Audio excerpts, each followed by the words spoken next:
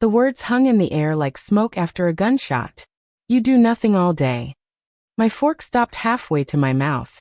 The roasted chicken suddenly looked like plastic. Around the table, 8 faces turned toward me, his parents, his sister, her husband, their teenage kids, all frozen mid-chew, mid-sip, mid-breath. My husband, Marcus, didn't even look at me when he said it. He was cutting his meat, casually, like he'd just commented on the weather. His mother had asked me what I'd been up to lately, a polite question, the kind you ask to fill silence. Before I could answer, Marcus answered for me. You do nothing all day. The ceiling lights felt too bright. My face burned. I could feel my heartbeat in my throat, in my ears, behind my eyes. Someone coughed. His sister, Jennifer, looked down at her plate quickly, but not before I caught the smallest smirk at the corner of her mouth. His father reached for his wine glass. His mother's expression was carefully neutral, but her silence said everything. Nobody corrected him. Nobody said, "That's not true." Nobody said, "Marcus, what are you talking about?" They just let it sit there. Let it become true by agreement, by silence, by the way they all suddenly found their food incredibly interesting. I opened my mouth. Closed it. What was I supposed to say? Was I supposed to defend myself? List everything I did? Prove my existence at my own husband's family dinner table? I mean, Marcus continued, still not looking at me, gesturing with his knife. She's home all day. No job. The house practically runs itself. I don't know what she does with all that time. He said it lightly, almost laughing, like it was a joke we were all in on. His nephew Tyler, 16 years old, snorted into his napkin.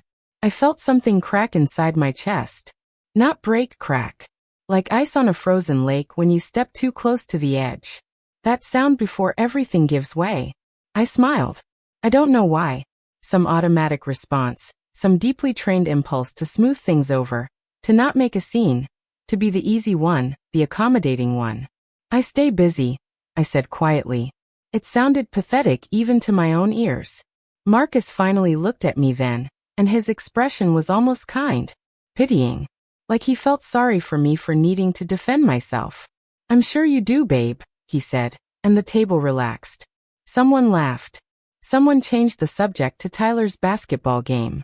The conversation moved on like a river flowing around a stone. But I stayed stuck in that moment.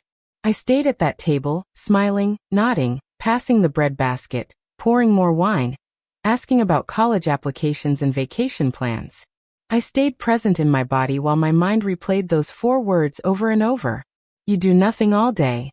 You do nothing. Nothing. When we finally left 3 hours later, when I hugged his mother goodbye and she kissed my cheek without meeting my eyes, when I sat in the passenger seat of our car in the dark driveway, I realized something that made my stomach turn. That sentence didn't just hurt me. It rewrote me. In that moment, in front of his entire family, Marcus had drawn a line around who I was. And everyone, every single person at that table, had accepted it. They would go home tonight and think of me as the woman who does nothing. The woman with no job, no purpose, no real life. And the worst part? I had smiled through it. I had let it happen. I had made it easy for them. It didn't start this way. 6 years ago, I had a career. A good one. I was a senior project coordinator at a marketing firm in downtown Chicago, managing campaigns for clients who paid 6 figures for our expertise. I had my own office with a window view. I had a team. I had business cards with my name in bold letters. I had an identity that existed outside of anyone else. Marcus and I met at a networking event. He worked in finance, wore expensive suits, and had this confidence that felt magnetic. On our 3rd date, he told me he wanted to build a life with someone, not just date casually. He talked about partnership, about building something together, about the future. It felt mature, intentional, real. We got married 14 months later. The first year was good. We both worked demanding jobs. We'd come home exhausted, order takeout, fall asleep on the couch watching shows we'd forget by morning.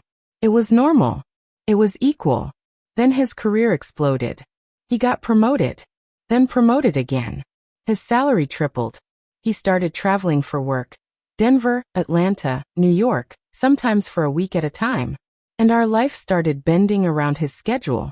I feel like we never see each other, he said one night, after canceling our anniversary dinner for the third time because of a client emergency. I know, I said. But what can we do? What if you took a step back, he asked carefully. Just temporarily. Until things settle down at my job. We don't need your income anymore, and I miss you. I miss having someone here when I get home. He made it sound romantic.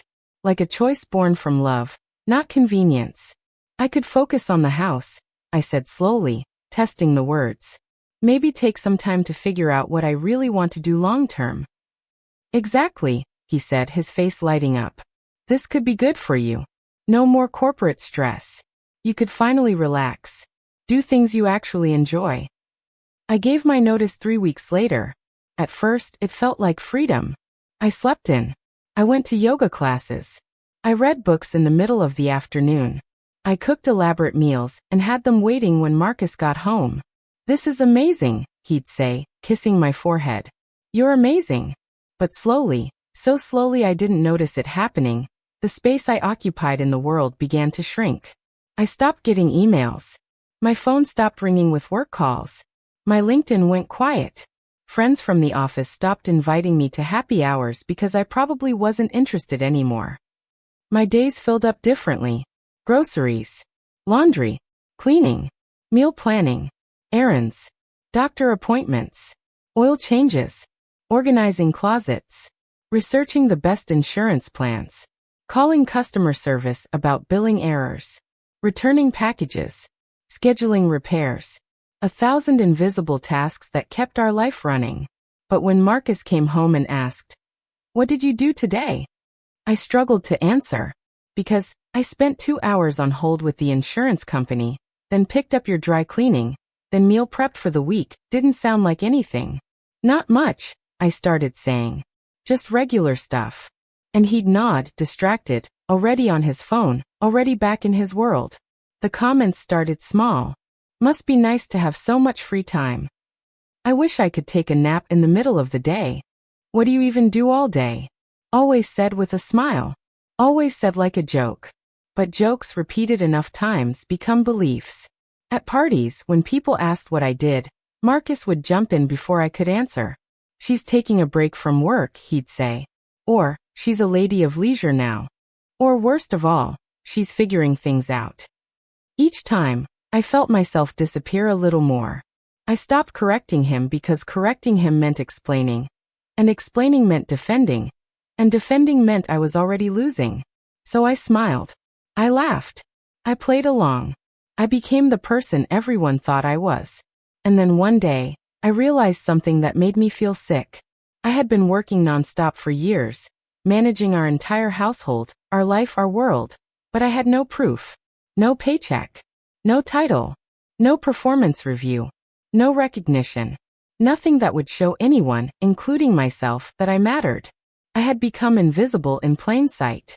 And everyone, including my husband, preferred it that way. The drive home from his parents' house was silent. Not the comfortable silence of a long marriage. The thick, suffocating silence of two people who are both waiting for the other to speak first. I stared out the passenger window, watching streetlights blur past. My jaw ached from clenching it. My hands were fists in my lap. Marcus turned on the radio. NPR. A calm voice discussing economic policy.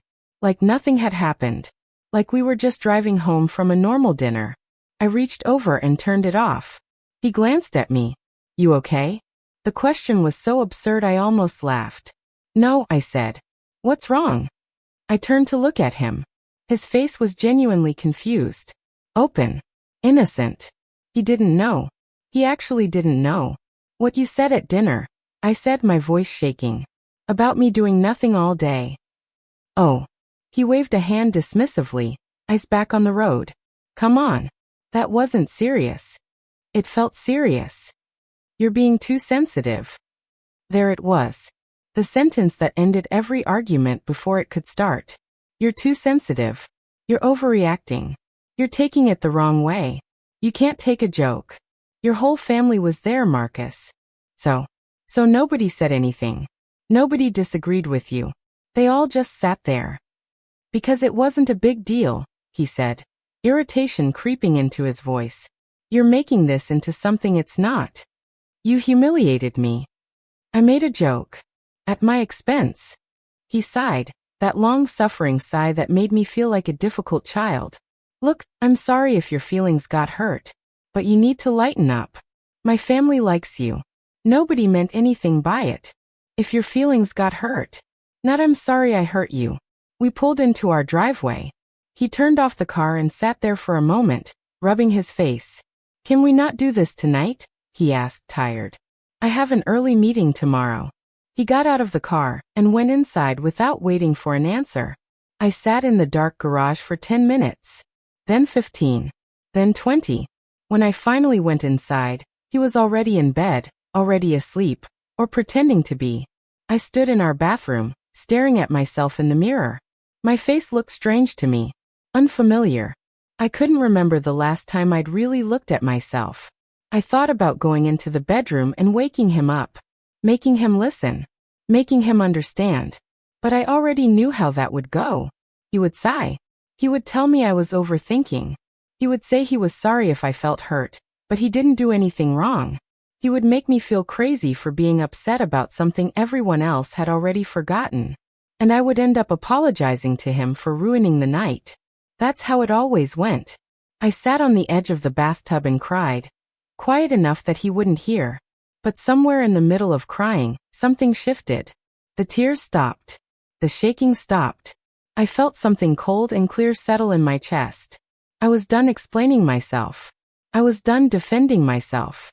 I was done trying to make him see what he refused to see.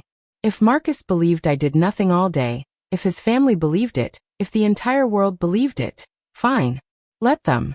I would stop trying to prove my worth to people who were determined not to see it. I looked at myself in the mirror again. This time, I held my own gaze. Okay, I whispered. I didn't know what I meant by it yet. But it felt like a promise.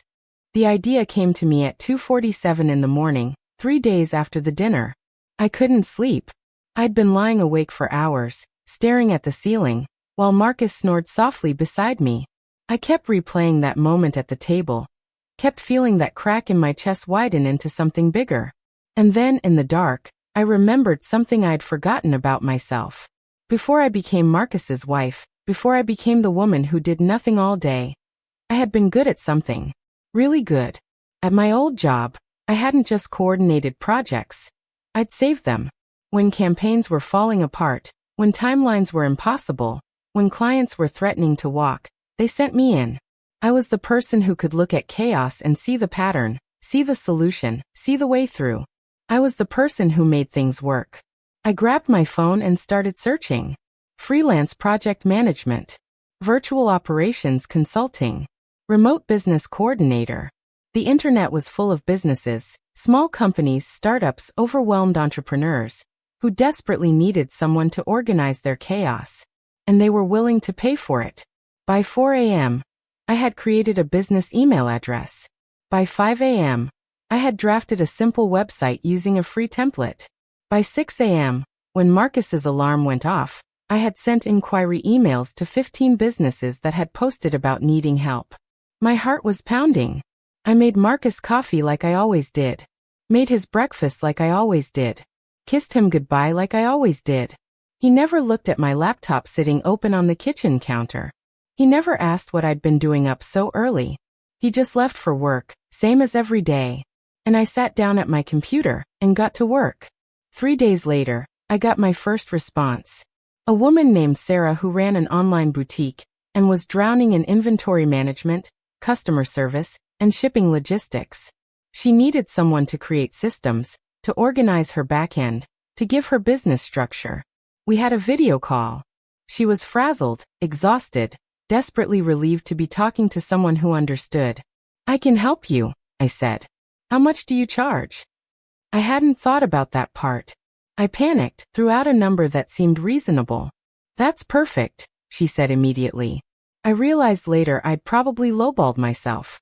But in that moment, the number didn't matter. What mattered was that someone wanted to pay me. For my brain. For my skills. For something I could do. I started working with Sarah that week. Late nights after Marcus went to bed. Early mornings before he woke up. Afternoons when he thought I was watching TV or taking a nap. I rebuilt her entire inventory system. I created templates for customer service responses. I streamlined her shipping process. Within 2 weeks, her business was running smoother than it ever had. "You're a miracle worker," she said on our next call. I felt something I hadn't felt in years. Pride. Not pride in keeping the house clean, or making a good dinner. Pride in being excellent at something difficult. Sarah referred me to 2 other boutique owners. One of them hired me immediately. Then another. Then another. Within a month, I had 6 clients. I created a separate bank account Marcus didn't know about. Deposited checks he never saw. Scheduled calls when he was at work or traveling. Every time I finished a project, every time a client thanked me, every time money appeared in that account, I felt the invisible parts of myself become real again. But I didn't tell Marcus. Not because I was hiding it, exactly, but because I needed to know it was real first.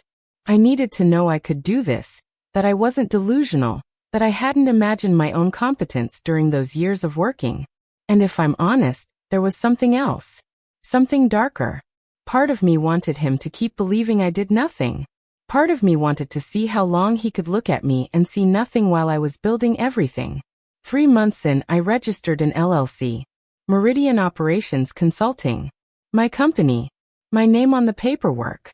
My signature. I stared at the confirmation email for 20 minutes. Then I closed my laptop, went into the kitchen, and started making dinner. When Marcus came home that night, he kissed my cheek and asked, "What did you do today?" "Not much," I said, stirring pasta. "The usual." He nodded, already scrolling through his phone. "Smells good," he said absently. That night, I lay awake again. But this time I wasn't crying. I was terrified and exhilarated and more alive than I'd felt in 6 years. Something I had built alone was starting to work. And it scared me how much I didn't want him to know. By month 6, I had 12 regular clients and a waiting list.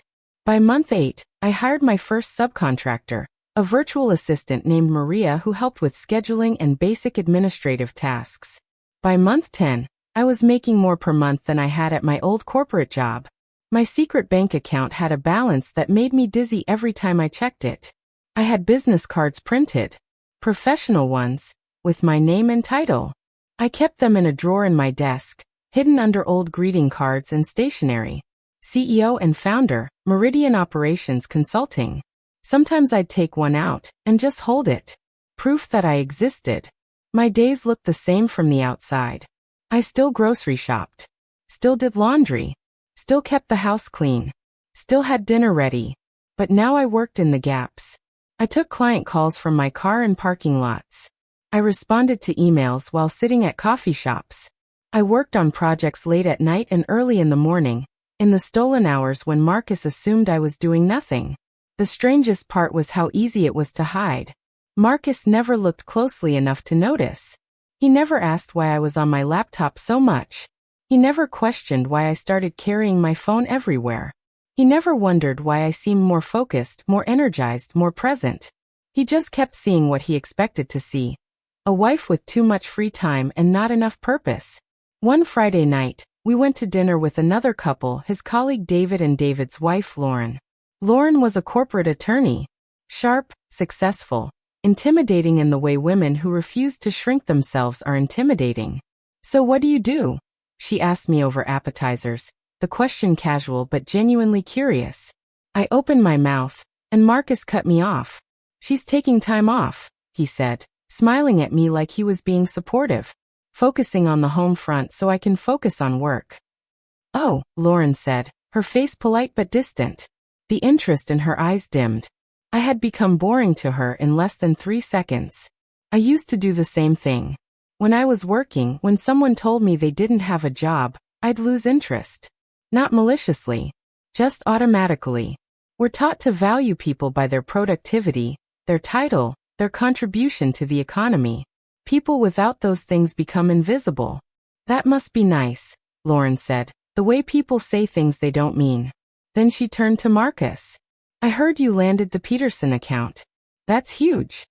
And just like that, I disappeared from the conversation. I sat there, smiling, nodding, being pleasant. But inside I was laughing. Because Lauren had no idea she was sitting across from someone who ran a business that was on track to break $200,000 in revenue this year. Marcus had no idea. David had no idea. Nobody knew. And the longer they didn't know, the more powerful it felt. 2 weeks later, I had a breakthrough with a major client. A startup founder named James who had hired me to overhaul his entire operational infrastructure. It was the biggest project I'd taken on. The most complex, the most challenging, the most expensive. I'd spent 6 weeks building custom systems, training his team, implementing new software, restructuring workflows. When it was finished, James called me personally. "You've changed my entire business," he said, and his voice sounded almost emotional. "We're finally scalable. We're finally professional. I can't thank you enough." He paid me $15,000 for the project. $15,000. For my expertise. For my brain. For my ability to see solutions where other people saw problems. I sat in my home office, the guest bedroom that Marcus thought I used for organizing closets, and stared at the payment confirmation. Then I cried. Not sad tears. Overwhelmed tears. Grateful tears.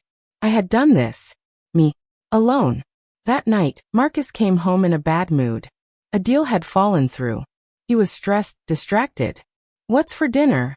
he asked, dropping his bag by the door. "I was thinking we could order something," I said.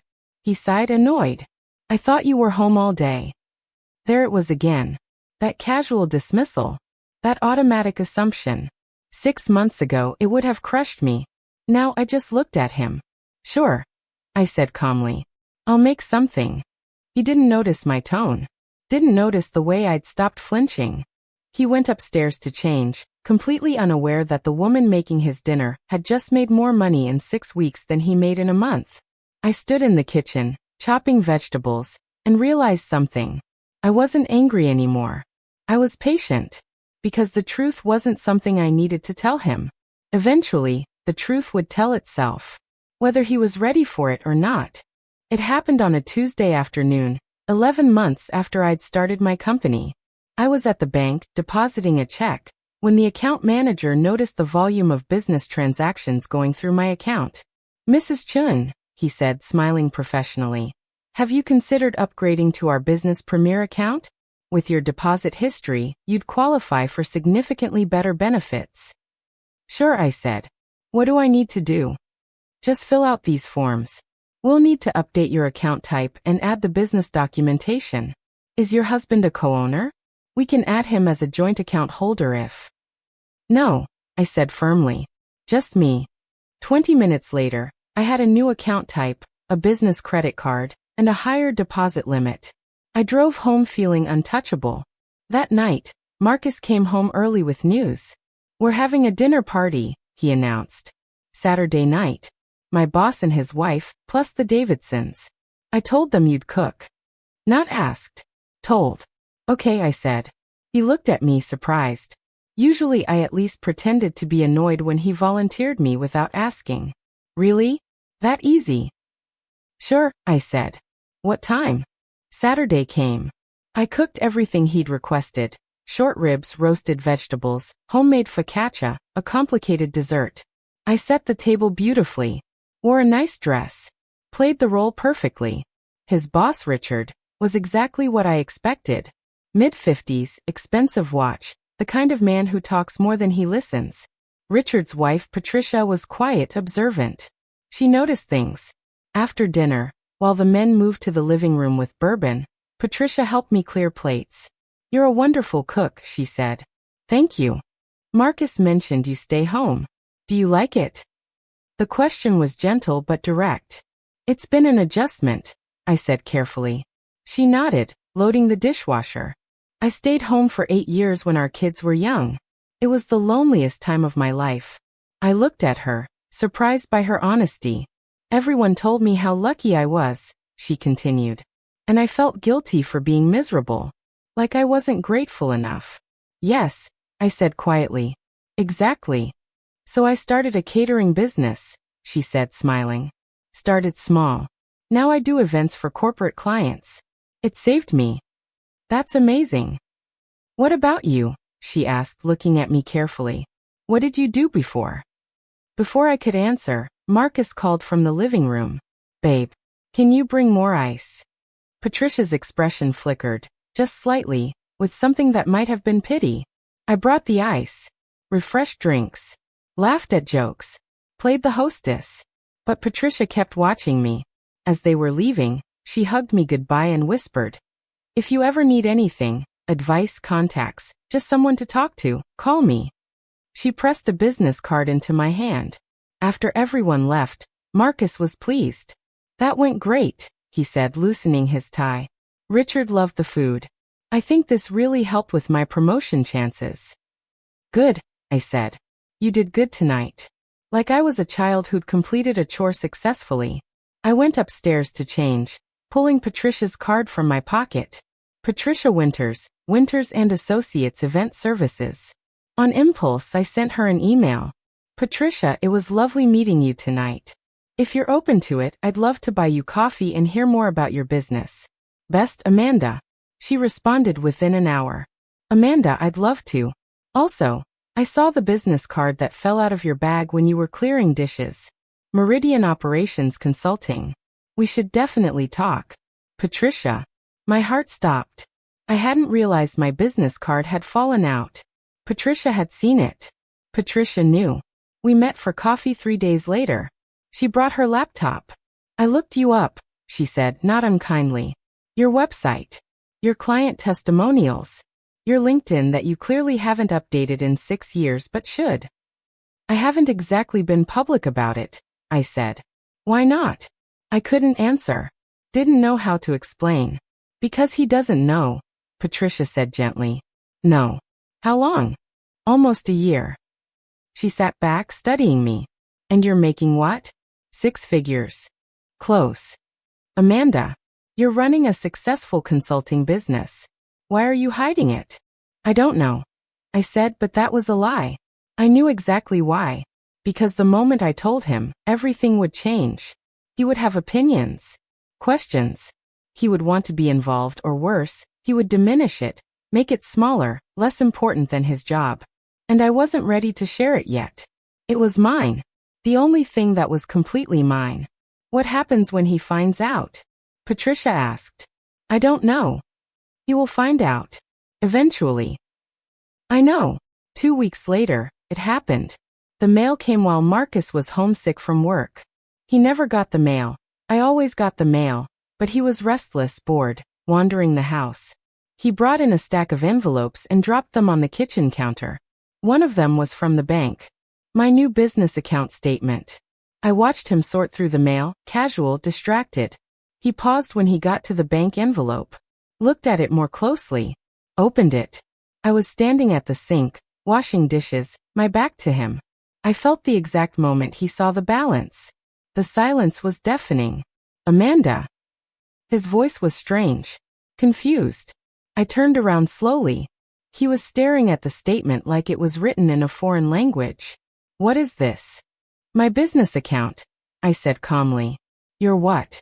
I have a consulting business. Operations management. I've been running it for almost a year. He blinked. Looked at the paper again. Looked at me. This says this balance. Yes. You made this. Yes. How? I'm good at what I do, I said simply. He sat down heavily on a kitchen stool, still holding the statement. Why didn't you tell me? You never asked. That's not, he stopped. Started again. You've been running a business. For a year. And you didn't think that was something I should know. You thought I did nothing all day, I said, my voice steady. I didn't see the point in correcting you. His face changed. Guilt, embarrassment, something else. That's not fair. Isn't it? He stood up, angry now. So what, this is revenge? Some kind of gotcha moment? No, I said. This is me remembering who I was before I convinced myself that keeping you comfortable was more important than keeping myself whole. He stared at me. For the first time in 6 years, I saw him actually see me. Not his idea of me. Not his convenient version of me. Me. And he had nothing to say. The weeks after were strange. Marcus didn't apologize, not directly. But he changed. Started asking what I did during the day. Started noticing my laptop, my phone calls, the way I'd excuse myself to my office for hours at a time. He told people at parties now. My wife runs a consulting business. She's really successful. Said with pride, like he'd been supporting me all along. I didn't correct him. Didn't embarrass him. But I didn't pretend either. His family found out when his mother called and Marcus mentioned it casually. Amanda has a business now, he said. Making really good money, actually. I could hear her confused response through the phone. Yeah, for almost a year, Marcus said. She's been keeping busy. The irony wasn't lost on me. At Christmas dinner, his mother asked about my company. His sister asked what I did. His nephew asked if I was hiring. Nobody mentioned the dinner from a year ago. Nobody acknowledged what had been said. But the way they looked at me was different. I existed now. Because I had a title. Because I had proof. Because I had legitimacy that they understood. It should have felt good. It didn't. Because I realized something that made me sad and clear-headed at the same time. My worth hadn't changed. Their perception had. I had always been this person, capable, intelligent, valuable. But none of them, including my husband, had been willing to see it until I'd translated it into something they could measure. The marriage didn't fall apart dramatically. It just slowly revealed itself for what it was. Marcus and I started couples therapy in February. He wanted to work on communication. I went because I wanted to understand why I'd stayed invisible for so long. In one session, the therapist asked him, "When did you stop seeing Amanda as a partner?" He struggled to answer. "I always saw her as a partner," he finally said. "Did you?" the therapist asked gently. "Or did you see her as support staff?" The silence was devastating. I realized then that Marcus loved me. But he loved the version of me that made his life easier, more comfortable, more manageable. He loved the wife who smiled at family dinners and never made scenes. He didn't know how to love the woman who didn't need him to validate her existence. We separated in May. Not with anger. Not even with much sadness. Just with clarity. "I don't know how to fix this," he said when I told him I was moving out. "I don't think you can," I said. "I'm sorry," he said. "For what I said. For how I made you feel." "I know. Did you start the business to prove me wrong?" I thought about it. "No," I said honestly. "I started it to prove to myself that I was right." I got an apartment in June. Small, bright, all mine. My business kept growing. By the end of that year, I had to hire 3 full-time employees. By the next year, I moved into an actual office space. Patricia became a mentor, then a friend, then a collaborator. We started referring clients to each other, building a network of women who'd built businesses from scratch. I updated my LinkedIn, posted about my company, started speaking at business conferences. People started knowing my name. But the strangest, best thing was this. I stopped needing them to. I stopped needing anyone to see me, to validate me, to confirm that I mattered. I knew I mattered. Not because of my business, my success, my income, but because I had finally stopped abandoning myself to make other people comfortable. Last month, I spoke at a women's entrepreneurship conference. Afterwards, a woman in her 30s approached me. She looked exhausted, defeated. "How did you do it?" she asked. "How did you start?" "I stopped waiting for permission," I said. "From who?" "From everyone. But mostly from myself." She nodded, tears in her eyes. "My husband says I should be grateful to stay home. That I have it easy." I remembered that feeling. That specific, suffocating feeling. "You don't have to prove him wrong," I said gently. "You just have to remember who you are." She hugged me, thanked me, left with my business card. I don't know if she'll start a business. I don't know if she'll leave her marriage. I don't know what she'll choose. But I hope she chooses herself. Because that's what I finally learned. Success isn't about proving anyone wrong. It's about refusing to betray yourself to keep others comfortable.